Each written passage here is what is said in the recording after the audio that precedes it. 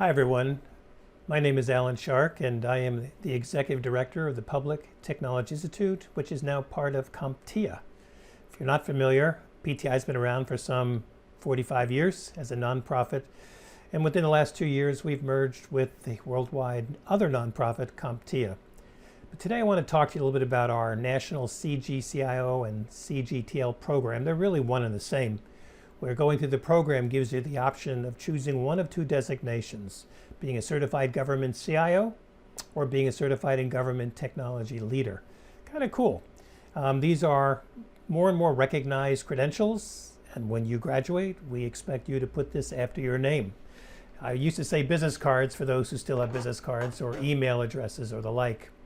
I should tell you that this program began a number of years ago when I was still teaching at Rutgers School for Public Affairs and Administration in their Newark campus. So I have a long-standing relationship with them, and they wanted to be part of our certification program, and that began in 2009. We're only one of 4 programs in the entire country. And what makes this message particularly exciting for us is that we're recognizing a new partner. We're recognizing Fusion Learning Partners, because we believe we have so much commonality in terms of what we believe education should look like in the tech world.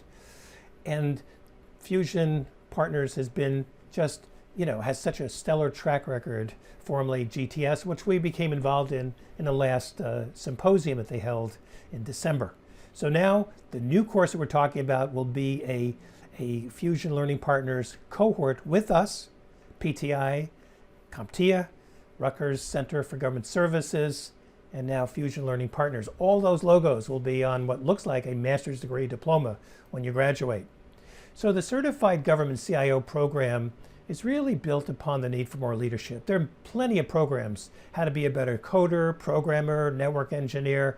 Those are great. CompTIA is a world leader in vendor-neutral programs of that ilk, but we're also pioneers in the technology leadership field. By some estimates, there could be as many as 7,500 number of students who have gone through this program. Again, there are 4 institutions that have been offering this program for the last decade.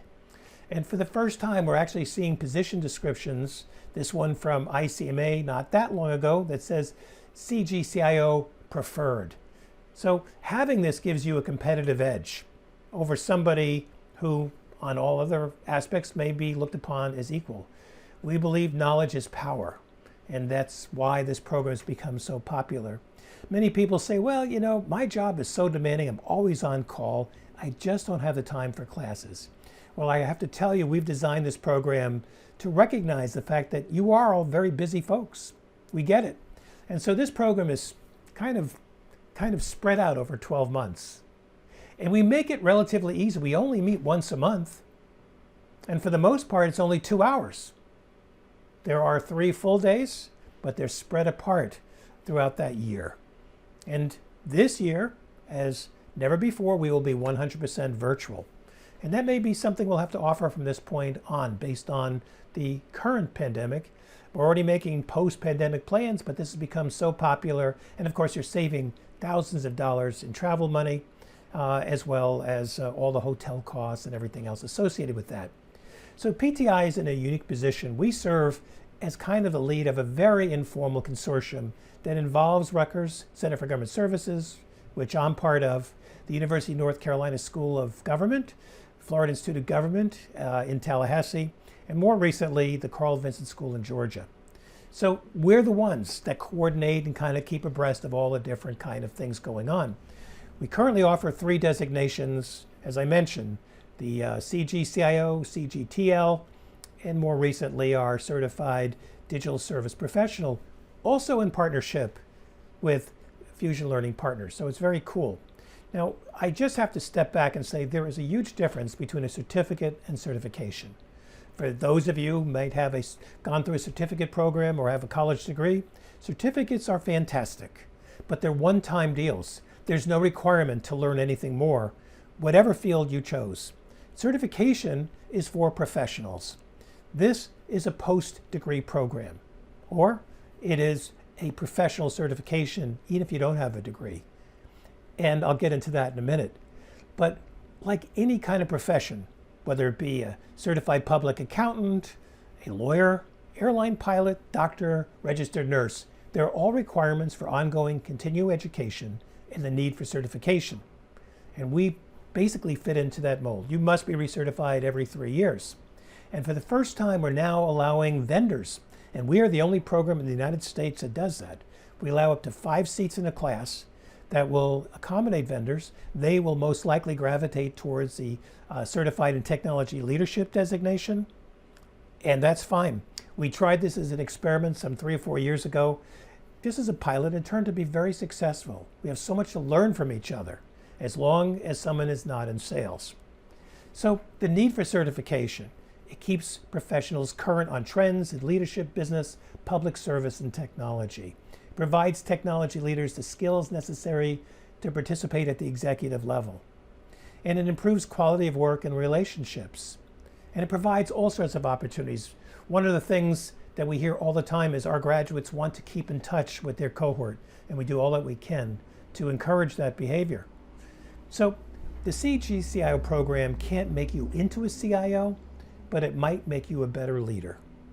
And that's proven over and over again for the last 10, 12 years that we've been offering these programs. Now, 1/3 of the class traditionally has been made up of CIOs, small, medium, and large. Some of the jurisdictions have been 1 or 2 people. We've even had folks from K through 12. We've had people from state agencies. We've had people from federal agencies. And we've had a few cases where we've had people from the military who find this an incredible, uplifting program as well as a bargain when it comes to price. The other third are basically senior tech leaders who would like to have that designation, thinking they may move into that slot. And the other third are quote unquote others that just would like to have a proficiency as demonstrated through a certification. So that's what constitutes a class. And our classes are limited. We cannot accommodate more than 20 students per class. So what are the qualifications? Well, a minimum of 7 years of private or public managerial experience in the technology field, at least 3 in technology management, minimum 4-year degree from our accredited institution of higher learning. Agree by signature, this is through towards the end of the program, to a self-enforced code of ethics. We have waived the letter of support that's gotten kind of complicated. There's an application process and, of course, ability to pay upon registration and acceptance. Now, I should tell you that we do offer waivers. And one waiver that we offer the most is when someone doesn't have a college degree.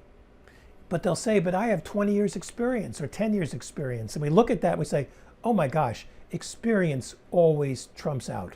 So we grant waivers. And if you don't have all the years of managerial experience but can make a compelling case why you should be included, we want to hear from you and very possibly will offer a waiver. So I just want you to know that there is flexibility.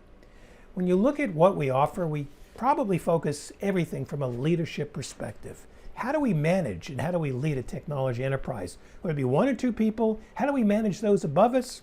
How do we manage those below us?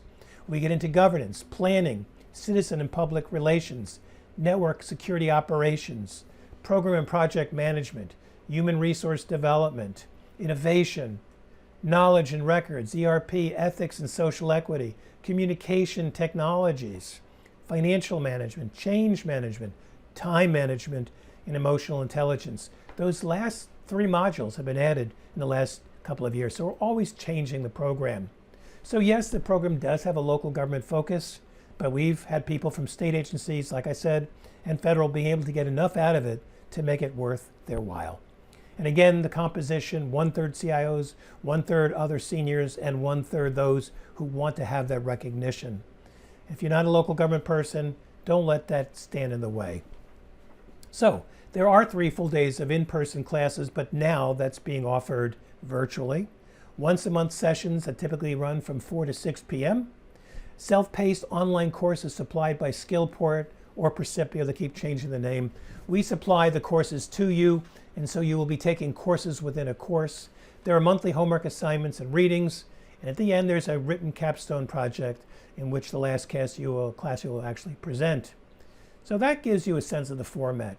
No more than 2 hours a month for the most part. Yeah, there are readings, but they're not heavy. We have the 3-day, full-day classes. We have the online collaboration with peers. That's up to you. And then we have these courses within the courses, and of course the capstone project. So those are really the elements. So for more information, please contact Dale Bowen at PTI. His contact information can be had here. You can always refer to me at PTI, and or just turn to Fusion Learning Partners, who are very much joining us in this excitement by creating this cohort class. Hopefully we've given you enough information as an overview. We look forward to seeing you in class. So thank you for your time and interest.